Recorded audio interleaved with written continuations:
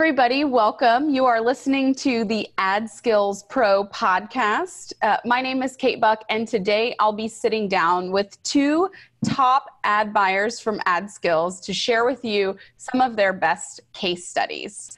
Today, I'm excited to welcome Austin and Ian from Attention Labs. Hey, guys. How's it going? Hey, what's going on? So the first question I have for you guys is, tell me about how you got into media buying. Like, what were you doing? What was your sort of life path that you were doing before media buying? And I'm also curious, like, what drew you to this particular skill versus the many different sort of options that you have when choosing a path, especially around internet marketing. Ian, if you want to take this one, start from the beginning. Yeah. Definitely.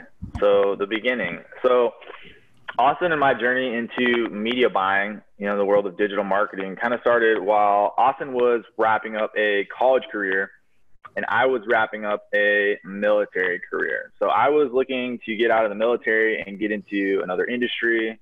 I kind of saw that in tech, customer acquisition was a big bottleneck for a lot of companies. Made me think it was a good industry to go into. Meanwhile, Austin was over in college looking at what he was studying, thinking maybe this isn't going to lead to what I want in my life. What else can I do to kind of, put rocket fuel on my career and speed this up and get to where I want to go in life? So he kind of was drawn to customer acquisition for similar reasons. So we ended up working together at a startup, and we got this blend between a junior marketer / internship role where this particular company was a holding company that had a bunch of media companies under it selling digital and physical products. So they were looking to hire a bunch of junior marketers to come in and learn everything from media buying to copywriting, email marketing, content marketing, SEO, just kind of the whole gamut to run these companies for them. So I was there for a while. I then left to go work at another startup. While I was working for this second startup, Austin stayed on there and sort of graduated from this entry-level marketer to eventually the senior media buyer for this whole holding company. Once he left that role and I was done at this second startup I worked at, we both kind of found ourselves free at the same time, looking to get into marketing in some sort of, consulting or agency capacity. And we decided to kind of team up and just start seeing, what the best packages we could put together for companies to help them grow would be and what that market looked like. And that was a little over a year and a half ago that we started doing that completely independently. And ever since then, we've just been working with a whole host of different companies to help them do growth, focus on paid media, analytics, and attribution, really focus on the Facebook channels and Google channels.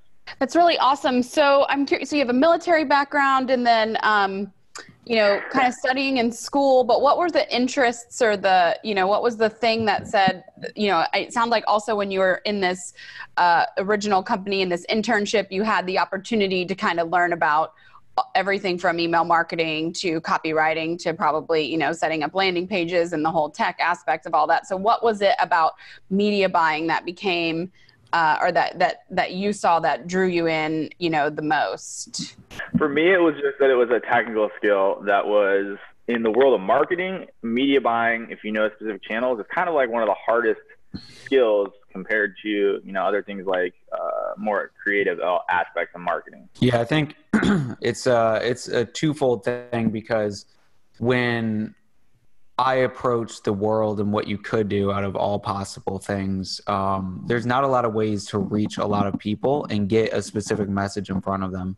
So it comes down to like the person with the best message in the world, if they don't know how to do some form of not necessarily acquisition, but some sort of paid media to get themselves out there. And of course, if they can't do it profitably, they'll burn out eventually and be somewhere else. So my focus was always, how can we be able to deliver these messages that are important and that most people should hear profitably, so that the voices that right now are getting subdued can actually be heard. Gotcha. So it sounds like one of you was kind of into the technical. Ian, you were into like the technical aspects of it. And then Austin, you're more into the psychology of it, so to speak, Definitely. right? Now, this is a bit of a selfish question on our part, but sounds like, you guys worked at this company together and kind of went your separate ways and came back, and Attention Labs was created about a year and a half ago. But I'm guessing somewhere along the way, since you're on this podcast, that AdSkills came into the picture. And I'd love to hear about how the community and or the training itself has helped take your business or take your skills to the next level. Yeah, so we originally came across AdSkills in the holding company that we worked for. That was a known really good program. This is about 3 or 4 years ago, so it was in the past iterations of what they had. But it was a good systematic way to look at the numbers and understand paid media. Circle 3 years later, Ian and I are autodidacts and we love learning everything. So we were like, buying every course. And when we came across AdSkills, we were like, one, we have to get the whole package because there's no reason to buy a specific course when you could buy everything and have access anytime that you need it. But two, the systematic programming was incredibly easy for us to implement and take someone, let's say a client wanted a service that we didn't yet offer or didn't yet know what to do. AdSkills really gave us the understanding of, okay, how can we take a specific medium that we haven't mastered yet, master it, and do it profitably for the client while learning it, not just trying it and pontificating on our own. Do you have anything you want to add, Ian? Yeah, I mean, the AdSkills thing, for me, it kind of came into the picture because Austin had experience with that community. And he knew about Justin Brooks's reputation in the industry, as one of these, original media buyers that kind of grew up with that industry. And so for us, it seems like, okay, this guy's like one of the godfathers of media buying. Like, certainly we have to go check out his courses. And since then, we've kind of stuck around because of the community. I mean, I was fortunate enough to do one of the in-person events, meet a lot of the media buyers in Pro League and or the pro community, and it was just an exciting experience to see how dedicated people were to this craft and how much how deep that ocean of knowledge went with the community. So that's kind of kept us around the community and active in the Slack group now for quite a while.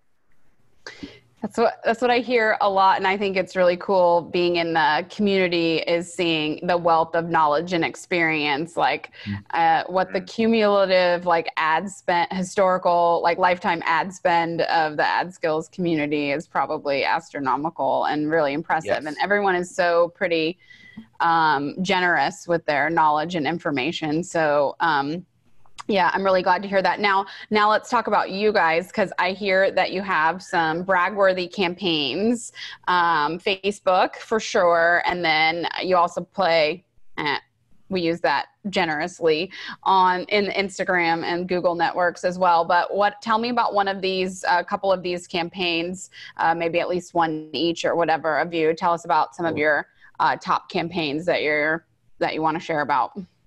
Totally. Ian, I'll take it and then I'll pass the torch. Good.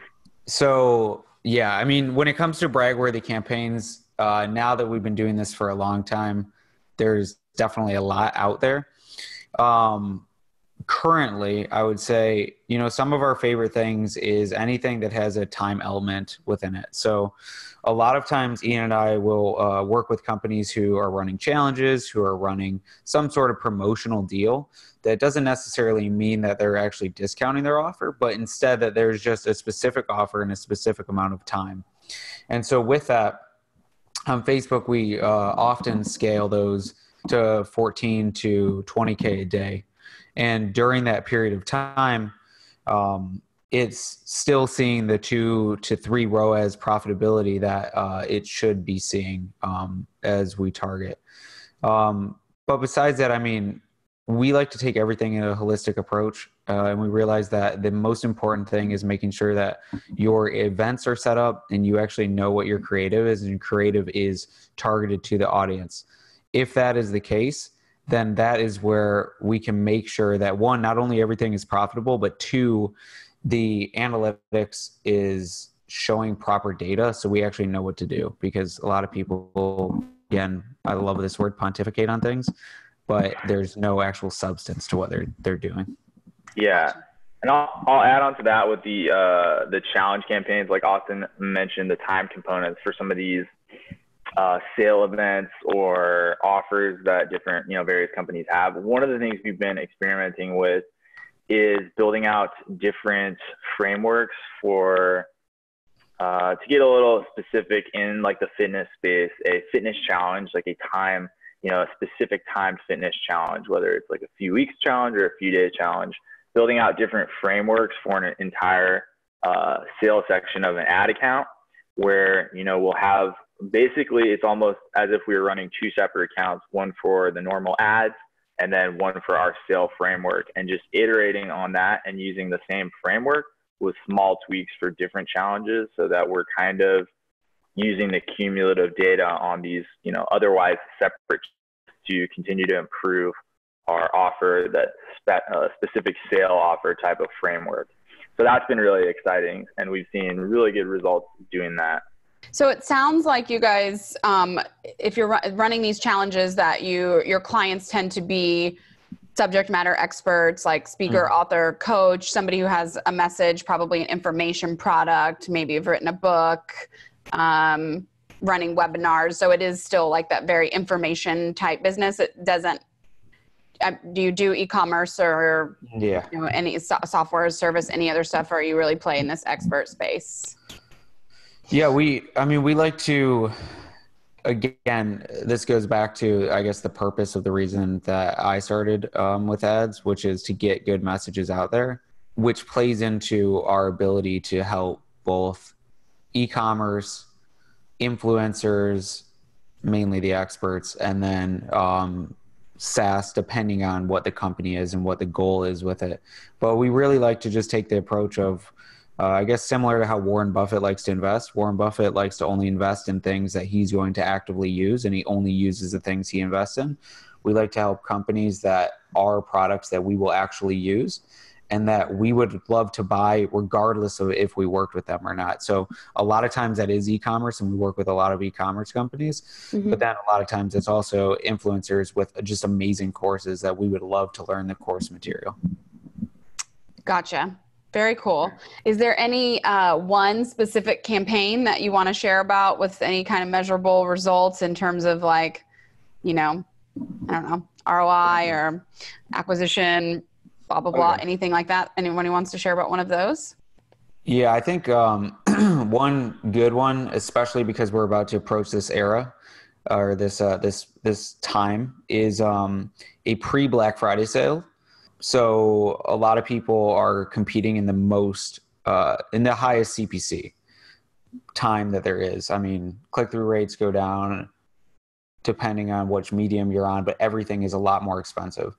So a lot of times we like to almost preface this with a Halloween sale that is doing something very similar to what your Black Friday is going to do, except we last year for one of the companies we were working with, a CPG e-commerce company, we started a pre-Black Friday sale. I think we called it the better than Black Friday sale. Better than Black Friday sale.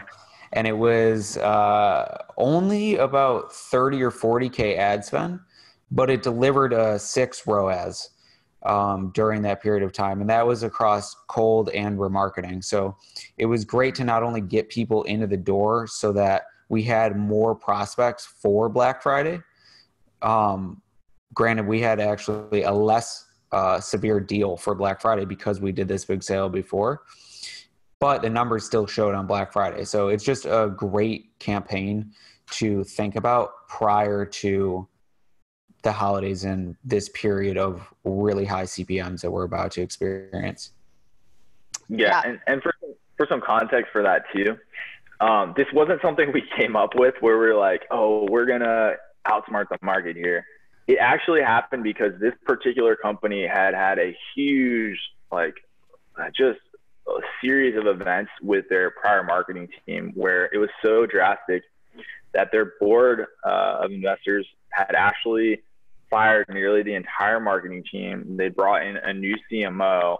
He, knew us from prior work with him, So he brought us on for this short period where they had to, you know, get some quick returns.